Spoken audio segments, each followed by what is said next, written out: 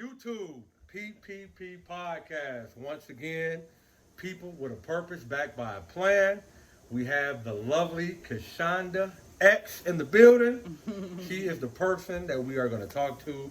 She's going to tell us about her purpose, and she's going to tell us about the plan that she has backed by herself to, make sure things get done. So, getting right into it, Sister Kieshonda. Who is Sister Kieshonda? Tell us a little bit where you're from. You got any siblings?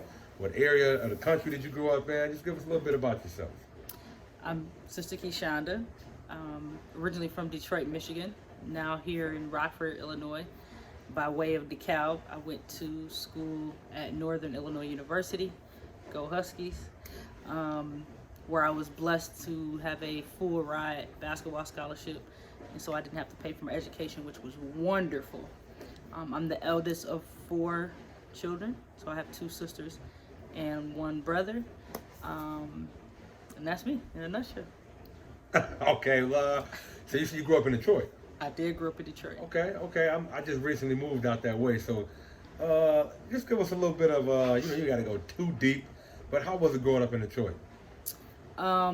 I wasn't sheltered, but I sheltered myself.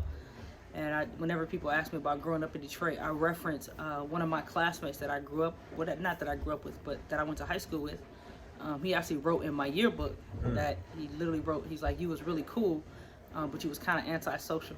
Okay. So he wrote that in my yearbook, which pretty much sums up who I was in high school.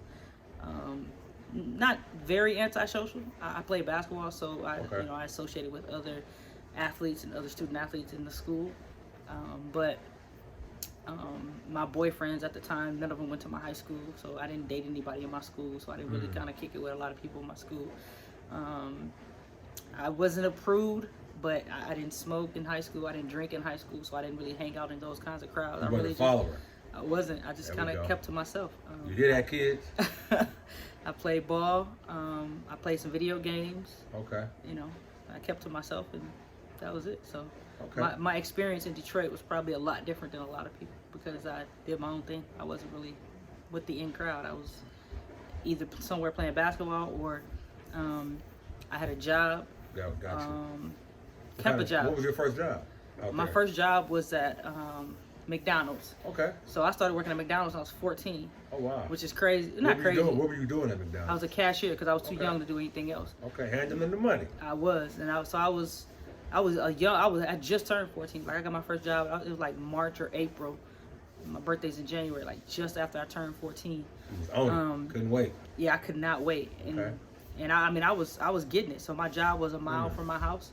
If you know Detroit, I grew up off of 7 Mile. Okay. And McDonald's was on 8 Mile. So I would walk to work, whatever I had to do, ride my bike to work. But I was getting money. What do you think you spent your very first check on when you had your job? If you could think back that far.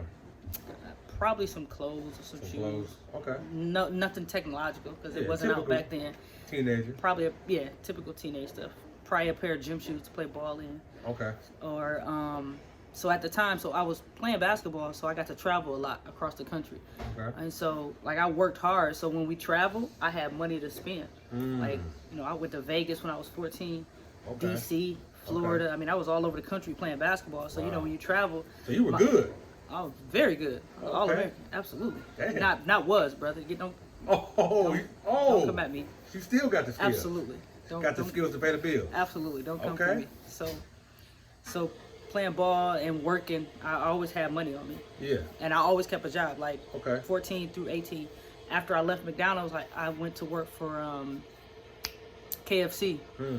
And that was cool. Again, KFC was a mile up the road, just heading north instead of heading south. What were you doing there at KFC? When I was at KFC, I was about 16, so I did McDonald's for like 2 years. Okay. Left McDonald's and went to KFC. And I was a cashier. I didn't have to do any cooking when I was at KFC, but they did have me washing dishes, which was not cool. Like that? Nah. So I didn't do KFC for too long. I can't do the dishes thing. That wasn't my style. That wasn't my style. So I ended up getting another job at Chuck E. Cheese, and I worked at Chuck E. Cheese. That was fun, huh? Yeah, that was fun. I got to interact with children. Okay. Again, so I was behind the cashier. But if you know Chuck E. Cheese back in the day, sometimes I was that person that when your coin got stuck or your ticket didn't come out, I would come out and Punch give you a new machine? coin. Yeah, I would fix the machine. So I did that. Didn't have to wash no dishes. Just rung people up, gave people coins and tickets. So that was cool. That was a little bit further from my house. But by then I had a car, and I was kind of grown by that point. I was almost 18 by that point. Gotcha. So growing up in Detroit, because obviously now you're an entrepreneur, right? Did you see any examples of entrepreneurship growing up? And my first example of entrepreneurship, even though it wasn't considered an entrepreneur at the time, was my stepfather selling weed. Oh, wow. And I say that now because, you got dispensaries now. Yeah. So now it's legal, and so he was the weed man. He was. Okay. So he was an entrepreneur. So Yeah. I wish that it was legal back then. Right. Because I think that it would have changed the trajectory of even my life if I could have if my father could have been seen as an entrepreneur by the rest of the world. Right. But he was a criminal in there. Right? Exactly. But 20 years later, it's legal. Some BS. I ain't need to get into that. But nonetheless, so he was kind of my first experience with being an entrepreneur, keeping his own schedule, having his own. So did he have like a trap house, or was he off the phone with it, or I didn't.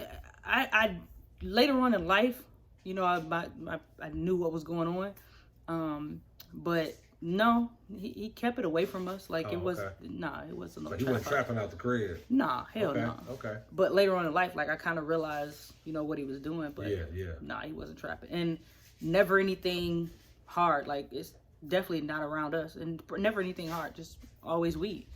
So like I said, like he could have literally opened a dispensary, and ain't no telling what other kind of businesses he could have opened up. Right. Just from the experience of being an entrepreneur. You know what I'm saying? And what life lessons he could have taught me about managing inventory and keeping a business, because that's what he did. He just wasn't seen as an entrepreneur. He was seen as a criminal. Whereas today, And you never partook into the herbal, medicinal? I never partook into the smoking of it, the selling. Hear that, kids? None of it. Like it would never interest me ever in my life. That's what's up. But my friends, people around me smoke. Like I had teammates who smoked. Like I probably got a contact high, sitting in the car with friends doing that. But you didn't succumb to peer pressure because you got a leadership mindset. You don't want to follow anybody.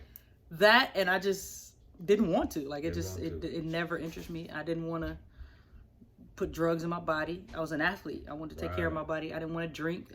I didn't like the idea of being inebriated and not knowing where I was at the night before. Like that just never interested me. So never drank, never did. It's funny. If I was talking to your husband earlier, and he was telling me how he was I know playing basketball. He's a base head, I know. And not that. Yeah, I know. It just came to me. I was just like, I wondered, did you guys ever like play basketball against each other? And I was just picturing you just kind of like watching him and just like killing him. We played back in the day. Yeah. And are you better than her? I am absolutely better than him. Okay, that's what I wanted to hear. We played back in the day, before we got married. He beat me. I'll give it to him. Yeah. It is what it is. Whatever. But we recently played, and I got in that ass. Okay. So. Okay. He ain't want no smoke. No. Him up? No, I didn't back him down. Like I used my skills. I was a guard. Like I don't know anything but getting around. I don't know nothing but being a guard. That and my jump shot. Like he's never been able to mess with my jump shot. Like it's always been a problem for him. Always. I think we've established. Like to this day, like if we play horse. I think we've established that in this dynamic that you are the basketball connoisseur. Absolutely. Got you. We're going to move away from that, but we got you. You got the title. Thank you. So we got a little bit about you.